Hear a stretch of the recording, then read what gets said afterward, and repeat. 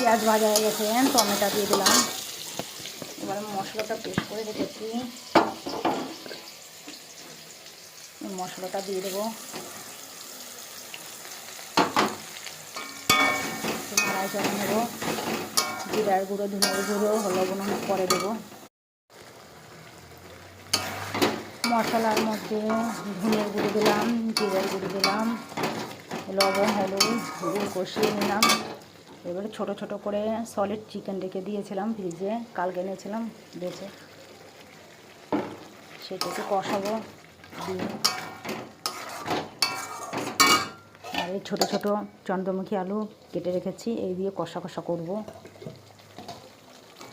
কষিয়ে নেব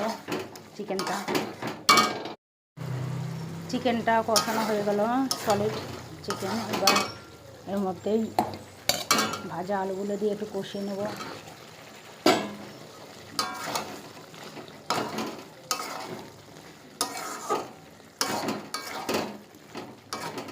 রুটিতে দারুণ লাগে খেতে বন্ধুরা, এইভাবে করে খেয়ে দেখবেন।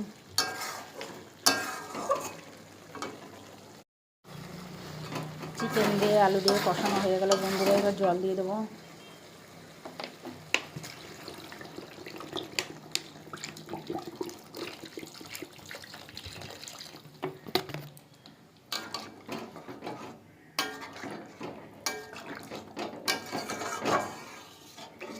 দশ মিনিট ঢেকে দেবো। চিকেনের তরকারিটাও হয়ে গেল বন্ধুরা, এবার গরম মশলা দিয়ে দেবো।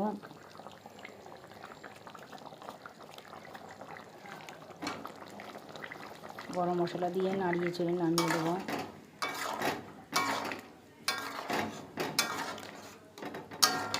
ছোটো ছোটো করে চিকেন কাটা আলু দিয়ে কেমন হয়েছে জানাবেন।